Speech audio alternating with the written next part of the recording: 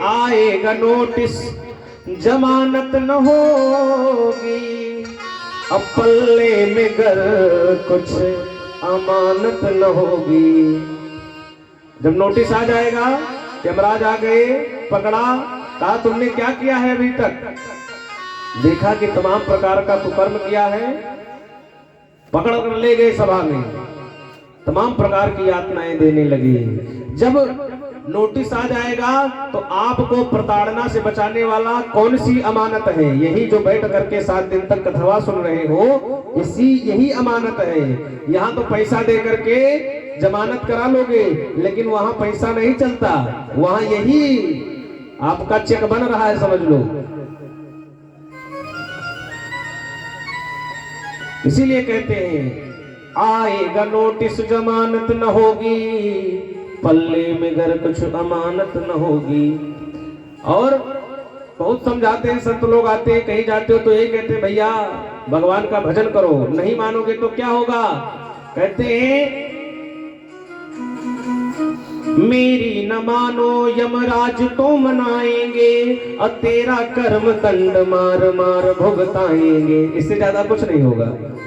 नहीं मानोगे, भजन नहीं करोगे, फिर वही कुकर्म करोगे, तो एक दिन यमराज आके पकड़ पकड़ के मार के दुरुस्त करेंगे। आज नहीं मानोगे, कल तो मानोगे। कल जब पढ़ने लगेगा तब पता चलेगा। घोर नरक बीच दुख सहना पड़ेगा, काया कुटी खाली करना पड़ेगा। वैसे तो काया कुटी बहुत बढ़िया है, लेकिन अगर हम उसको लेकर के वो फंस गए माया में, तब फिर कल्याण नहीं होगा। इसीलिए कहते हैं कि भजन भगवान का करते रहो, जो करते रहोगे भजन धीरे धीरे, तो मिल जाएगा वो सजन धीरे धीरे। और सुखदेव जी महाराज आज परीक्षित जी को यही पावन कथा सुना रहे हैं। और सुखदेव जी ने इस खगोल के बारे में बताया। ये जो खगोल नीचे से पाताल से लेकर जो सबसे ऊपर तक की बात, पूरे ब्रह्मांड की तुलना की, उन्होंने बताया 50 करोड़ योजन का ये पूरा ब्रह्मांड है। इसमें 7 लोक नीचे की तरफ है, 7 लोक ऊपर की तरफ है। नीचे कौन कौन से लोक हैं? कहते हैं अतल वितल सुतल तलातल रसातल महातल एवं पाताल। ऊपर कौन से 7 लोग हैं? कहते हैं भू भुआ स्वा महाजना तपः सत्य, और सत्य लोक के ऊपर आकाश गंगा। ये ब्रह्मांड की रचना है।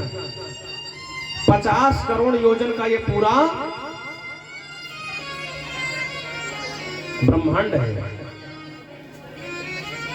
और कहते हैं महाराज इन्हीं पूरे ब्रह्मांड में चर अजर पूरा जगत समाया हुआ है, अंतरिक्ष इत्यादि सब इसी में है। चर्चा कर रहे थे, बताया प्रत्येक तल में कौन कौन निवास करते हैं, कौन कौन से जीव रहते हैं, सबको बताया।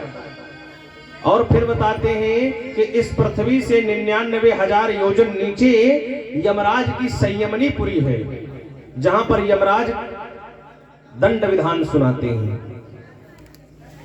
नरक, जहां पर 28 प्रकार के नरक हैं, और नरकों का वर्णन करते हैं। कहते हैं 28 प्रकार के नरक हैं। तमिश्र अंधता रमिश्र रौरो महारौरो सूकर मुख लाला भक्ष वैतरणी कुंभी पाक आदि 28 नरकों का वर्णन कर दिया।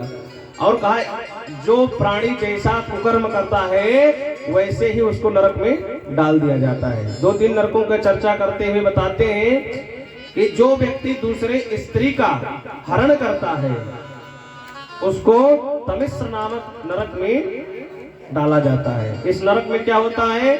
कहते हैं इस नरक में लोहे को एकदम तांबे की तरह गर्म किया जाता है। जब लोहा एकदम जलने लगता है तांबे की तरह, उसी में ले जाकर के मनुष्य को चिपका देते हैं। जो दूसरी स्त्री का अपहरण करता है उसको ऐसे ही नरक में डालते हैं।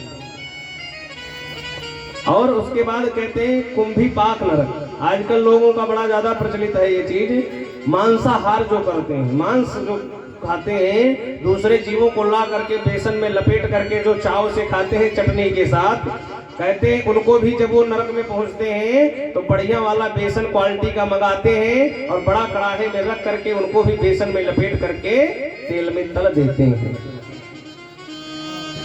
ध्यान देना, ये मजाक की बातें नहीं है, इसको समझो क्या महाराज जी ऐसे बता रहे हैं।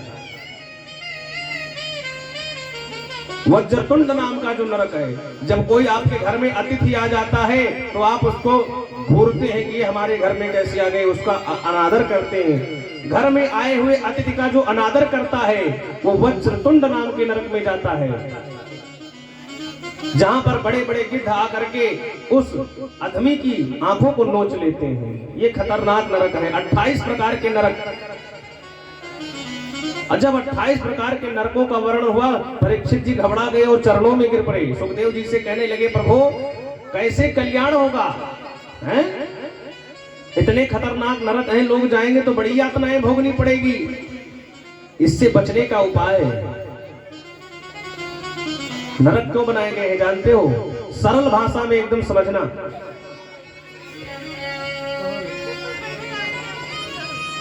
कपड़ा आपके पास सफेद सफेद बढ़िया कुर्ता आपको सिला कर दे दिया गया, सफेद कुर्ता सफेद पैंट, और पहनिए बढ़िया से और खूब पहनिए उसे, लेकिन धुलिए नहीं तो क्या होगा, है? गंदा होगा। और गंदा हो जाए फिर भी ना धुलो, पहने रहो तो फिर और गंदा होगा। समय पर अगर नहीं धुलोगे कपड़ा तो गंदा होता चला जाएगा, फिर अंत में आप उसको धो ही नहीं पाओगे। फिर उसके लिए कहां ले जाना पड़ेगा? ड्राई क्लीनर वाले के यहाँ ले जाओ, धोबी के पास लेकर जाओ तो पटक पटक करके वो धोता है, तमाम प्रकार के केमिकल डाल करके पटक पटक करके धोता है, तब जा करके कपड़ा साफ होता है। तो 84 लाख कपड़ों में जो सबसे बढ़िया कपड़ा था, भगवान ने ये मानव शरीर तुम्हें दे दिया। अब तुम क्या कर रहे हो? तमाम प्रकार के गंदे पाप कर करके इस शरीर में दाग लगाते रहे हो, इतने दाग लगा दे रहे हो कि ये तुमसे नहीं छूटेगा। इसीलिए कहते हैं, बाद में लोग रोते हैं। किसी साधक ने बड़ा ही सुंदर भजन गाया है कि बैठल रोवेली गुजरिया हो। दाग जो लगेगा कैसे होगा?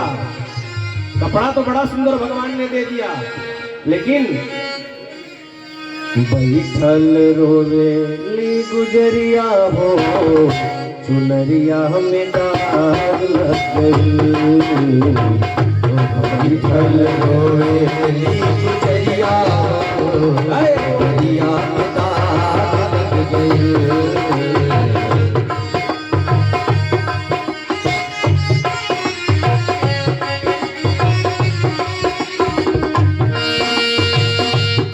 ताली बजाते हैं।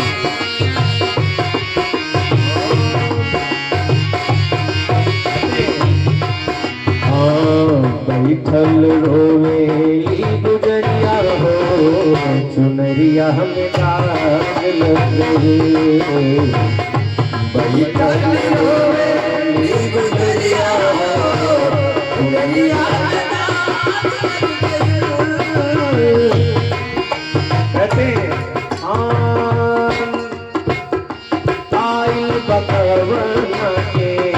हमरो संदेशवा आयल बकवना, हमरो संदेशवा जाई के हमरो बाबा देशवा, जाई के हमरो बाबा देशवा। सच बात हो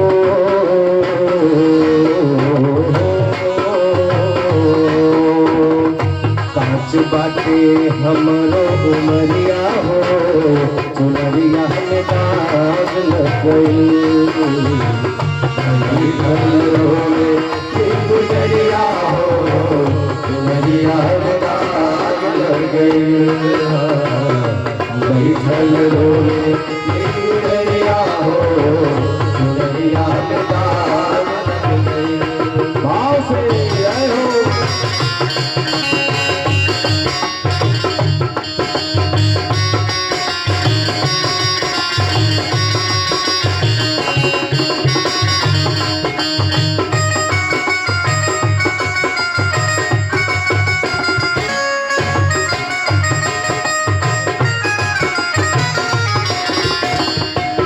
कहते हैं भगवान ने हमें यहाँ भेजा भजन करने के लिए, लेकिन हमने क्या किया? कहते हैं मैहर में 4 गो यार बनोले, मैहर में 4 गो यार बनोले। 4 यार है, काम क्रोध मद लोभ, ये 4 यार बना लिया करके यहाँ पर। कहते हैं मैहर में 4 गो यार बनोले, मैहर में 4 गो यार बनोले।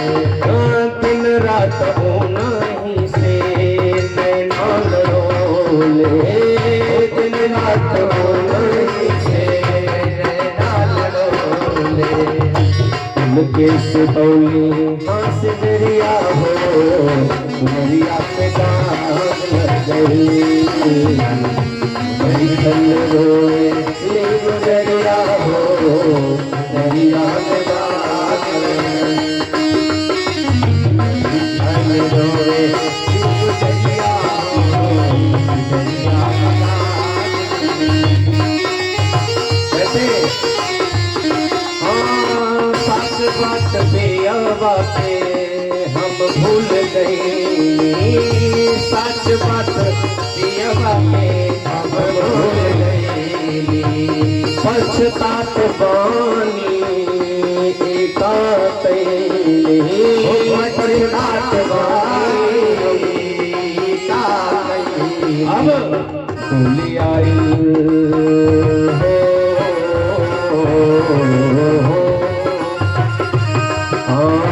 होली आयल हमारी दुआरिया, दुआरिया पे दाग लगई,